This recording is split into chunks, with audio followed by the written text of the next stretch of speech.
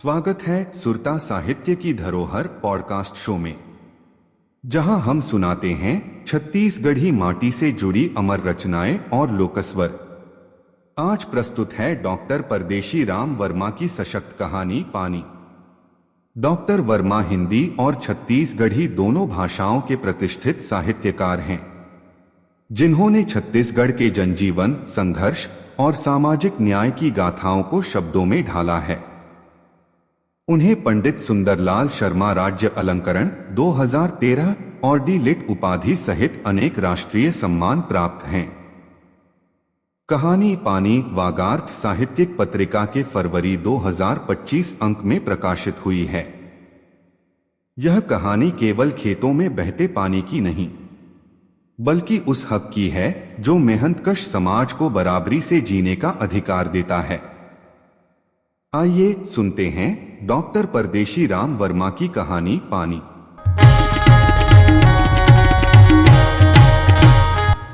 अजीब गांव की कहानी है यह। नाम है इसका खरखरा, तो उसी के अनुरूप यहाँ के ग्रामीण भी खरखारते रहते हैं। आसपास के गांवों में खरखरा एक झगड़े वाला गांव है, जहां हर 10 साल में बलवा हो जाता है। 107-17 क्या धारा है, उसे यहाँ का बच्चा बच्चा जानता है। खरखरा अच्छी खेती किसानी वाले पिछड़ों और दलितों का गांव है। मजे की बात है कि पिछड़ों के पास जितनी जमीन है, उससे कम दलितों के पास नहीं है। छत्तीसगढ़ इसीलिए अनोखा प्रांत कहलाता है। यहां ऊंच नीच, दलितों के शोषण की कथाएं उत्तर भारत की तरह सामने नहीं आती। इसलिए प्रेमचंद की कहानी के फिल्मांकन का विरोध हुआ था कि यह हमारे इलाके की कथा नहीं है। जहां की है वहां फिल्माएं। मैं अपनी उम्र के हिसाब से आपको एक एक घटना बताऊं तो कई घटनाएं बतानी पड़ जाएगी खरखरा को जानने के लिए, जबकि खरखरा के बारे में सब कुछ जानने के लिए केवल 2 घटनाओं को जान लेना ही काफी है। चलिए पहली घटना को जानिए। बात 70 वर्ष पहले की है। तब देश को आजाद हुए कुछ ही बरस हुए थे। सोहन सतनामी ने दलित मोहल्ले के लोगों को अपने घर बुलाकर बताया कि एक बड़ी घटना घटने वाली है। मेरी जो 25 एकड़ की खेती है, उससे लगी समेलाल दांव की भी जमीन है। पानी बड़े तालाब से हम दोनों ही लेते हैं। चकबंदी हुई उसके पहले से यही व्यवस्था है। तालाब हमारे बाबाजी और बड़े दांव के पिताजी ने अपनी 4-4 एकड़ जमीन देखकर खुदवाया। 2 कुलापा लगा। एक को सब कुर्मी कुलापा कहते हैं, दूसरा है सतनामी कुलापा। कुर्मी कुलापे से समेलाल दांव की खेती में पानी जाता है। सतनामी कुलापे से पानी पाकर मेरे तथा पोसुदास और आप अन्य सतनामतियों के खेत धान उगलते हैं। चारों ओर के गांव के लोग जानते हैं कि छत्तीसगढ़ के हर तालाब में खंभा हमारे सतनामी समाज के लोगों के सहयोग से लगता है। हमारे बाबाजी ने गांव के तालाब में खंभा लगाया था। असल सरई से बना खंभा जो आज भी तालाब में है। दांव की घरवाली खुद बटकी में बांसी लेकर दिन भर के लिए खेत आ जाती है। वह पड़ोसन है हमारी। जब तब मुझे कोई काम भी बता देती है तो मैं इनकार नहीं करता। मजदूरों पर निगरानी रखने के लिए बासी चटनी लेकर वह बिलाना का रोज खेत में आ जाती है। मैं भी अपने खेत में अपने नौकर मजदूरों के साथ दिन भर काम करता हूं। शुरू में तो मुझे भरोसा नहीं हुआ, मगर एक दिन समेलाल दांव की घरवाली ने अपनी बासी चटनी मेरे लिए भिजवा दी। यही समारू लाया था। क्यों रे, समारू लाया था कि नहीं? प्रेम मिली झिड़की के साथ सोहन ने पूछा। समारू ने कहा, मुझे हफ्ते भर से पूछ रही थी जमुना गौटनिन कि तुम्हारा मालिक मेरी बासी खाएगा कि नहीं। मैंने कहा, हम लोगों की जाति अलग, आपकी अलग, मैं कैसे कह सकता हूं कि वे आपकी बासी खाएंगे कि नहीं। जमुना गौटनिन ने कहा, तुम कल पूछकर बताना अपने मालिक को। यहां कहा दलित और पिछड़े समाज की बात है, यह तो प्रेम का सौदा है। आखिर प्रेम के कारण मैं बासी खाने पर मजबूर हो गया। जमुना गौटनिन उसके बाद खुद बासी लेकर आने लगी। कभी कभी डौका रोटी में घी लगाकर लाने लगी। उसके मंडल समेलाल ने जब जाना तो वे बहुत बिगड़े। पास में बैठे पोसूदास ने पूछा, बिगड़ना ही है, तुम उसकी जवान औरत की बासी और रोटी ही नहीं खाए होगे। देखने में जमुना तो जगाजग है, ठाड़ मोटियारी, एक बच्चे की मां है पर अटल कुंवारी दिखती है। सोहन ने उसे चुप कराते हुए कहा, पोसूदास मेरा सदा का मितान है, इसे सब पता है। मेरी घरवाली 5 साल के मेरे बिजलाल बेटे को छोड़कर मरी, तब से मैंने विवाह नहीं किया। अभी जवान हूं, 4 डौकी रख सकता हूं। जमुना बाई मेरे बल से मोहा गई। उसका आदमी समेलाल खुद अपनी पड़ोसन भौजी के साथ फंसा है। तुम सब जानते हो, समेलाल है डरपोक। रात को पेशाब भी उठता है तो जमुना उसे आंगन में लेकर आती है, तब वह पेशाब करता है। जमुना कहती है, ऐसे आदमी के साथ रहने का क्या सुख है। वह कल मेरे घर में पैठू घुसना चाहती है, मेरी पत्नी बनने के लिए चूड़ी पहनना चाहती है। मैं तुम लोगों से पूछता हूं कि उसे अपने घर में घुसा लूं कि नहीं। पोसूदास ने कहा, जब वह खुद तुम्हारे घर में घुसना चाहती है तो डरते क्यों हो। हमारे समाज में सब जाति की औरत को हम प्रेम से मिला लेते हैं। तुम्हारी बाई भी नहीं है। तुम्हारा बेटा अब 3री कक्षा में पढ़ रहा है, उसे नई दाई मिल जाएगी, चूड़ी पहना लेना, डौकाडौकी मजे से रहना। पोसू को रोककर भकाड़ू ने तनियाते हुए कहा, पोसूदास यह इतना आसान मामला नहीं है। वे लोग पिछड़े समाज के लोग हैं। सब कुर्मी, तेली, पटेल, मरार, धोबी एक हो जाते हैं। लड़ने के समय हम लोग 20 घर के सतनामी हैं। लड़ाई होगी तो सोहन के साथ कौन कौन उतरेगा मैदान में। बरवट में बैठे सभी लोग एक स्वर में बोले, हम सब साथ देंगे। यह रजामंदी की बात है, प्रेम का सौदा है। दूसरे दिन सतनामी मोहल्ले में सभी चौकन्ने थे। दिन तनाव में बीता। शाम को अपनी भैंस को पानी पिलाने के लिए जमुना बाई बड़े तालाब में आई। यही समय तय हुआ था पैठू घुसने के लिए। सोहन ने हाथ हिलाकर इशारा कर दिया। भैंस को घर की ओर हकालकर जमुना लगभग दौड़ते हुए सतनामी मोहल्ले के बड़े करन पेड़ के पास गई। वहां सोहन उसकी प्रतीक्षा कर रहा था। मिलते ही सोहन ने उसका हाथ थाम लिया और दोनों घर में जा घुसे। सोहन का बेटा गली में साथियों के साथ सूर खेल रहा था। सोहन ने उसे आवाज देकर घर के भीतर बुलवा लिया। उसने अपने बेटे बिजलाल को समझाया, बेटा यह जमुना अब तुम्हारी नई मां है। तुम अब रिंगनी में अपने चाचा के पास रहकर पढ़ना, अभी कापी किताब धर लो। पोसूदास तुम्हें रिंगनी छोड़कर आएगा। बिजलाल इस निर्णय के कारणों को समझ रहा था।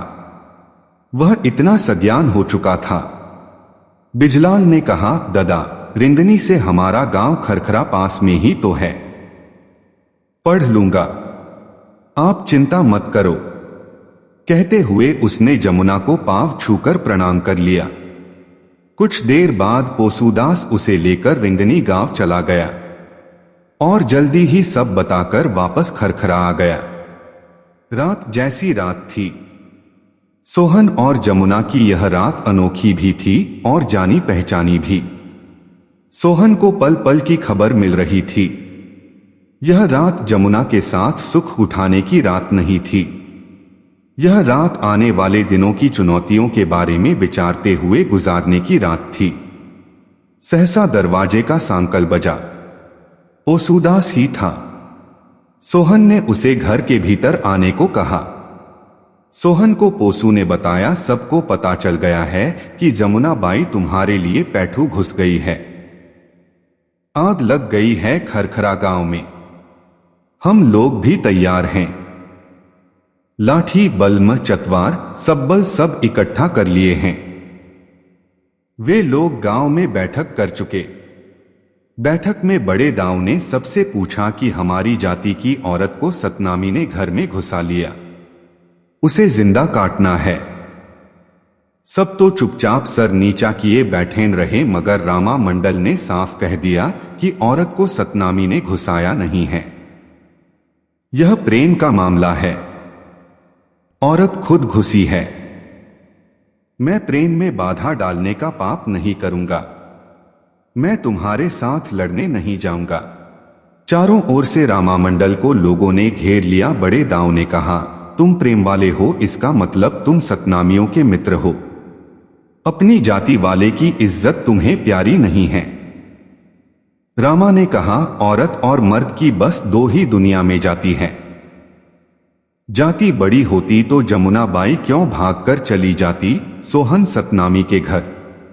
रामा का इतना कहना था कि बड़े दाऊ ने फैसला सुना दिया कि रामा या तो सोहन को मारने हमारे साथ चले या अभी इसी समय गांव छोड़कर कहीं आन गांव चला जाए। रामा ने कहा, गांव छोड़ दूंगा मगर गलत करने वालों का साथ नहीं दूंगा। उसी समय इधर रामा गांव से निकलकर अपने ननिहाल नंदौरी गांव की ओर निकला और बड़े दाऊ की ललकार पर सब वहीं बीच गांव में रुक गए। पोसूदास ने बताया कि सोहन तुम्हें जान से मारकर जमुना को घसीटते हुए ले जाने की योजना बनी है, इसलिए हम मोहल्ले भर के लोग रात भर पहरा देंगे, लाठी सब्बल लेकर। सोहन की सुरक्षा की खबर से बड़े दाऊ का दल अपने अपने घरों में वापस चला गया। लेकिन तीसरे दिन घर में घुसकर सोहन सतनामी को इतना मारा गया कि उसके हाथ पांव सब टूट गए और 4 दिन बाद वह गुजर गया। जमुना को घसीटते हुए तालाब के पास के मरिकटान के पास शमशान में ले जाकर जिंदा जला दिया गया। बिजलाल अनाथ हो गया, मगर रिंगनी वाले चाचा सुबलू ने उसे चौथी तक पढ़ने के लिए तैयार किया। चौथी पढ़ लेने के बाद बिजलाल गोढ़ी के मिडिल स्कूल में 2 साल पढ़ा। फिर रिंगनी वाले कलाकार बुलवाराम यादव से प्रभावित होकर नाच पेखन करने लगा। वह लोरिक चंदा नाटक दल बनाकर गांव गांव जाने लगा। पंथी दल भी उसका बहुत लोकप्रिय था। इस वजह से बिजलाल की पढ़ाई छूट गई। कुछ दिन बाद समेलाल दाऊ ने बाना गांव की एक विधवा को चूड़ी पहना लिया था। बाना गांव की सजातीय विधवा रमौतिन बाई तब 25 बरस की थी। समेलाल दाऊ 50 पार कर रहे थे। रमौतिन का एक बेटा पहले पति से भी था। समेलाल दाऊ की पहले पत्नी का बेटा सुकलू अब 15 बरस का हो गया था। समेलाल ने उसके पहले बिहाता से जन्मे बेटे के साथ रमौतिन को स्वीकार किया। 10 एकड़ जमीन रमौतिन के 10 साल के मुरहा पोटरा बेटा कुंजलाल के नाम समेलाल ने लिख दिया। अब समेलाल के 2 बेटे हो गए, सुकलू और कुंजलाल। रमौतिन के आने के बाद समय दाऊ के घर में रौनक लौट आई। नौकर चाकर सब रमौतिन से हुकुम लेकर ढंग से काम करने लगे। रमौतिन ने एक दिन ढाबा गांव में रिंगनी वाले कलाकार बिजलाल का नाच देखा। रमौतिन के साथ समेलाल दाऊ और खरखरा के बहुत सारे लोग नाचा देखने ढाबा गए। लोरिक के रूप में 20 बरस के बिजलाल की कला देखकर वह बहुत प्रभावित हो गई। समेलाल को मंच में जाकर 200 रुपया इनाम में देने के लिए रमौतिन ने कहा। समेलाल दाऊ रमौतिन का कहा काट नहीं पाते थे। मन मारकर मंच पर गए और बिजलाल को 200 रुपए का इनाम देकर लौट रहे थे कि बिजलाल के दल की नर्तकी ने गीत गाकर उनका आभार माना। खरखरा के रहिया ये समेलाल दाऊ ओकर नाभेगा आके बिजलाल ल सम्मान दीस कतेक सुंदर ओकर भाव है ग। अर्थात समेलाल दाऊ खरखरा गांव के रहने वाले हैं। उन्होंने 200 रुपया कलाकार बिजलाल को पुरस्कार स्वरूप दिया। धन्य है ऐसे पारखी दाऊ, उनका हृदय भाव से भरा हुआ है। इस आशीष को सुनकर गांव भर के लोग ताली बजाने लगे। समेलाल दाऊ थोड़े लड़खड़ा से गए, लेकिन कार्यक्रम रात भर चला। नाचा देखकर अपने गांव लौटते हुए रमौतिन ने बिजलाल को सुबह खरखरा आकर चाय पीकर जाने का न्योता दिया। सुबह बिजलाल अपने साथियों के साथ रमौतिन गौटनिन के घर गया। गौटनिन ने अपने हाथ से भजिया बनाकर खिलाया। सबको चाय पिलाने के बाद रमौतिन ने कहा, बिजलाल तुम मेरे बेटे के समान हो। तुम्हारे बाप की हत्या हुई मैं जानती हूं, मगर वह सब विधाता ने लिख दिया था। मेरी पहली सौत अगर तुम्हारे बाप के घर नहीं घुसती तो वह कांड नहीं होता। यहां हमारे खेतों से लगी तुम्हारी जमीन है, तुम रिंगनी से खरखरा आ जाओ। यहां बेटा अपनी खेती बाड़ी संभालो, मैं तुम्हारा दुख जान सकती हूं बेटा। हमें दुख से लड़कर जीना और जीतना चाहिए। तुम बिजलाल खरखरा के लाल हो। तुम ऐसे मर्द की औलाद हो जिसने प्रेम को मान देने के लिए जान दे दी।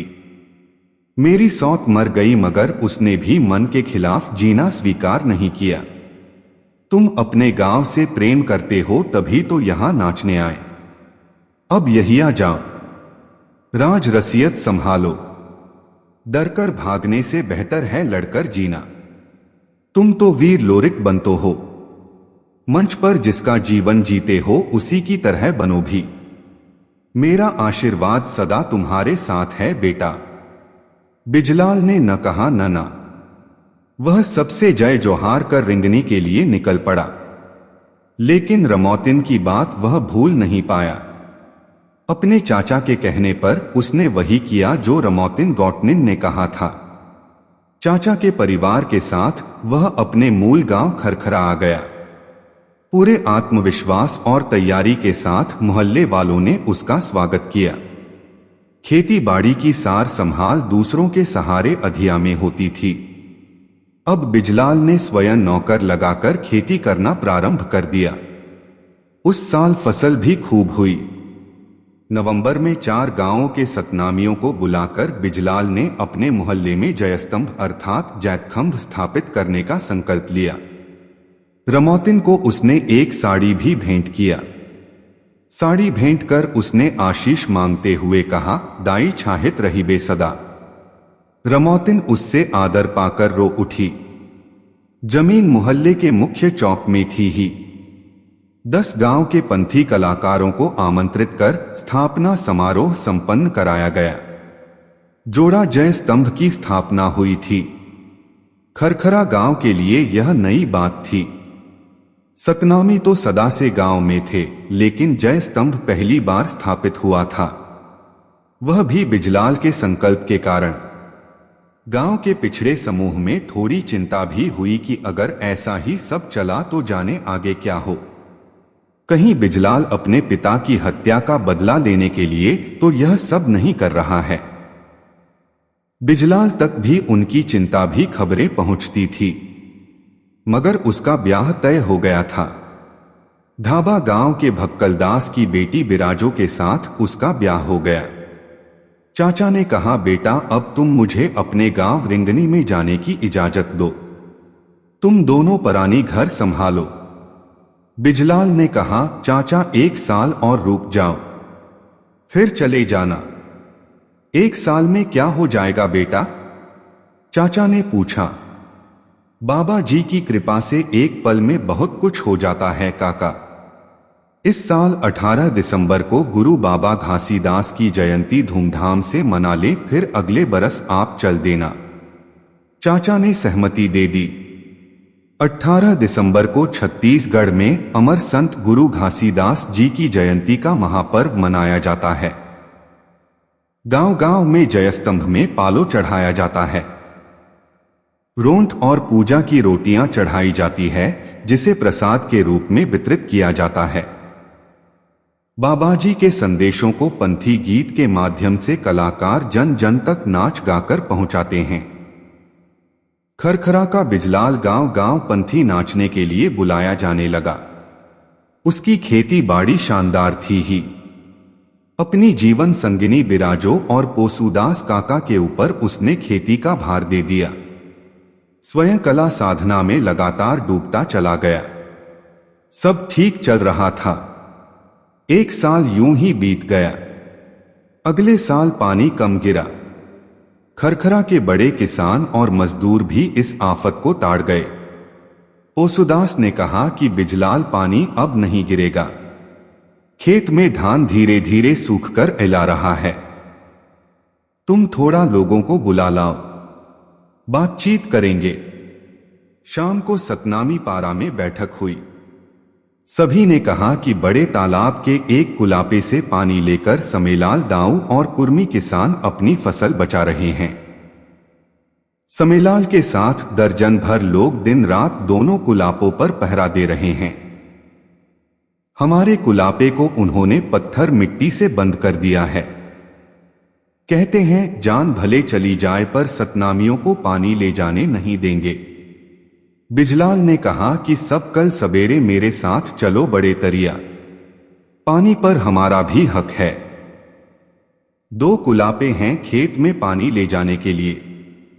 हमारे पुरखों का है वह एक कुलापा। हम भी अपनी फसल बचाने के लिए पानी ले जाएंगे। दूसरे दिन दोनों दल के लोग तालाब में जा पहुंचे। बिजलाल और पोसूदास ने अपने कुलापे में पहुंचकर मिट्टी हटाना शुरू किया था कि समेलाल ने ललकारा, रे बेईमान, तुम्हारे बाप का तालाब नहीं है, यह हमारा तालाब है। रुक जा, नहीं तो बाप के पास पहुंचा देंगे। उसका इतना कहना था कि बिजलाल अपनी लाठी लेकर सामने जा खड़ा हुआ। दोनों तरफ के लोग लाठी बल्लभ लेकर सामने आ गए। समेलाल ने अपने नौकर से कहा, मारो रे साले को। इतना सुनना था कि बिजलाल ने घुमाकर अपनी लाठी समेलाल के हाथ पर धरना चाहा। सतनामी पारा के सुरित ने बिजलाल की लाठी को पकड़ लिया और समेलाल पीछे हटकर बच गया। दोनों ओर के लोग सन्न रह गए। सहसा समेलाल की घरवाली रमौतिन अपने लड़के के साथ दौड़कर आई और बीचों बीच लेट गई। बिजलाल का हाथ भी रुक गया। रमौतिन ने कहा, बेटा बिजलाल, अब सबकी इज्जत तुम्हारे हाथों है। जो हो गया, अब आगे मत बढ़, बात मान लो। उसकी एक बात से बिजलाल अपने साथियों सहित सर झुकाकर वापस चला गया। शाम तक गांव में कुम्हारी थाने का अमला आ गया। भिलाई से एक बड़ा पुलिस अधिकारी भी आ पहुंचा।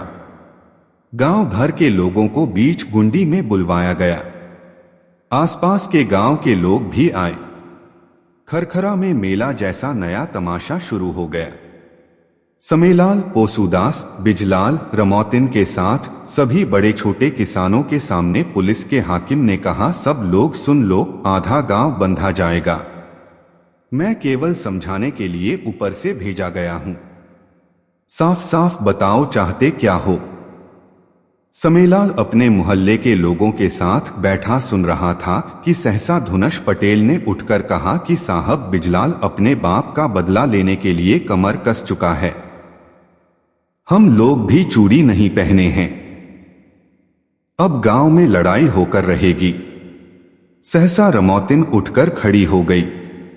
उसने कहा, चूड़ी नहीं पहने हो तो जब बिजलाल की लाठी उठी तब तुम क्यों सामने नहीं आए? अगर सतनामी पारा के सुरत भाई ने संभाला न होता तो लाश तो गिर चुकी होती।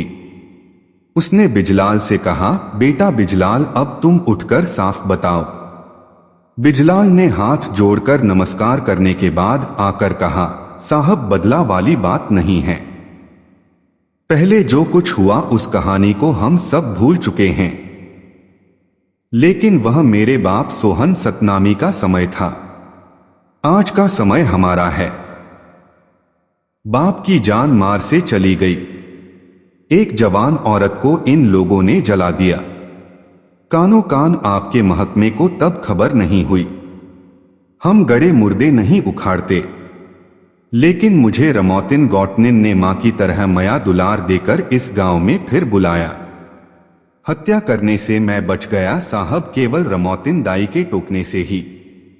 पानी का हमारा कुलापा बंद है। पानी सबका है साहब। धान बचेगा तो हम बचेंगे। धान तब बचेगा जब हक का पानी हमें मिलेगा और हम भी तालाब का पानी अपने सतनामी कुलापे से खेतों में ले जाएंगे। यह लड़ाई का असली कारण है साहब। असल कारण है हक के लिए हमारा उठ खड़ा होना। बदलासदला का यह ड्रामा असल समस्या से ध्यान हटाने के लिए किया जा रहा है। ये बात जरूर है कि या तो हम भी अपने हक का पानी लेकर रहेंगे या फिर जो होना होगा उसे भुगत लेंगे, लेकिन सर झुकाकर हम मरते हुए अपनी फसल की बर्बादी जीते जी देख नहीं सकते। उसकी बात पर मुहर लगाने के लिए सतनामी मोहल्ले के सभी लोग जय सतनाम कहते हुए उठ खड़े हुए। बड़े पुलिस अधिकारी ने 5-5 आदमी दोनों दलों से लिया और अपने महकमे के साथ तालाब में जाकर उसने कुलापा खोलने के लिए सबसे कहा। सतनामी कुलापे को खोलने के लिए पहला हाथ रमौतिन ने लगाया और देखते ही देखते पानी अपने पूरे वेग से बिजलाल के खेतों की ओर बहने लगा। आपने सुनी डॉक्टर परदेशी राम वर्मा की गहन संवेदना और संघर्ष से भरी कहानी पानी। यह कथा हमें याद दिलाती है कि समाज में बराबरी का हक केवल शब्दों में नहीं, बल्कि संघर्ष और साहस से हासिल होता है। ऐसी ही कहानियां हमें अपनी जड़ों, अपनी माटी और अपने समाज से जोड़ती हैं। आप सुन रहे थे सुरता साहित्य की धरोहर। अगर आपको यह प्रस्तुति पसंद आई हो तो इसे अपने मित्रों के साथ साझा करें और हमारे पॉडकास्ट को फॉलो करना न भूलें। जय सतनाम, जय छत्तीसगढ़।